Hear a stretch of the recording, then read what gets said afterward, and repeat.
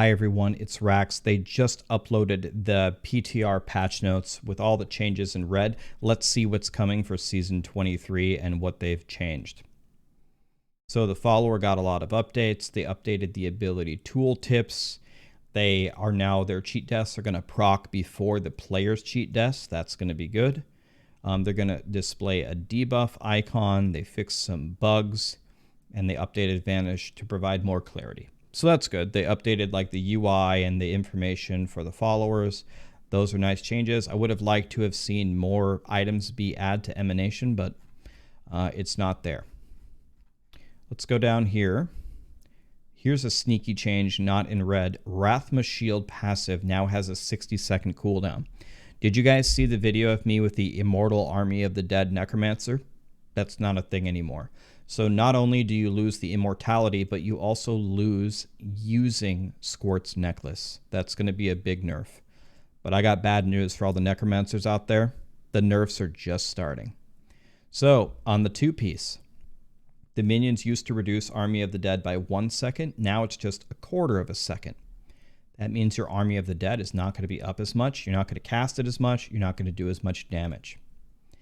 Also on the 6-piece, it used to be 1,000% for every minion with no cap.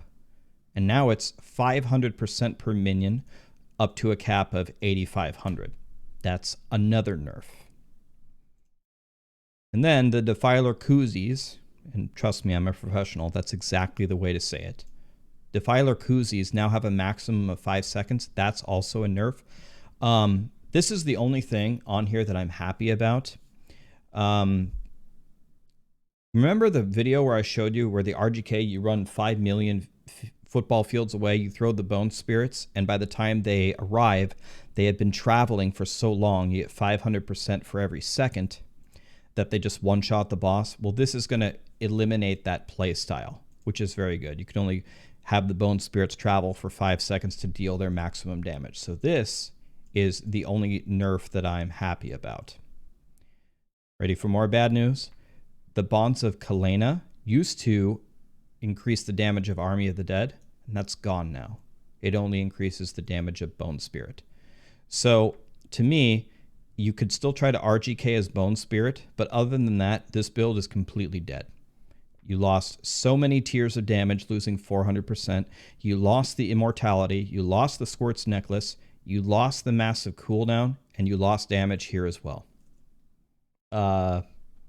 Unless Blizzard changes more things about this set, I have zero interest in ever playing this set for anything.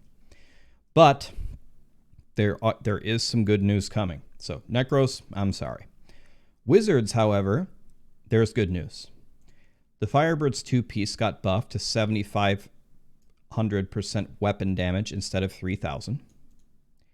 They took out the 4,000% damage on the 4-piece and moved it to the 6-piece, which is exactly what I was hoping they were going to do. What was happening before is people were taking the full Tau set and the 4-piece of the Firebirds when the 4,000% was on the 4-piece and getting this insanely powerful build that was super overpowered. I was very scared that they were going to either nerf Talrashas or they were going to nerf Firebirds because of it. Neither of that happened. All they did was they moved the 4,000% to the 6-piece, making us actually use the Firebird set, which is totally fine. And this build is actually fun to play. The next video I'm going to release, we did a 130 on the PTR with the new Firebird set. It was actually a lot of fun to play. I'll show you the play style. I was burning everything with Disintegrate, and then my Hydras were murdering the entire Rift.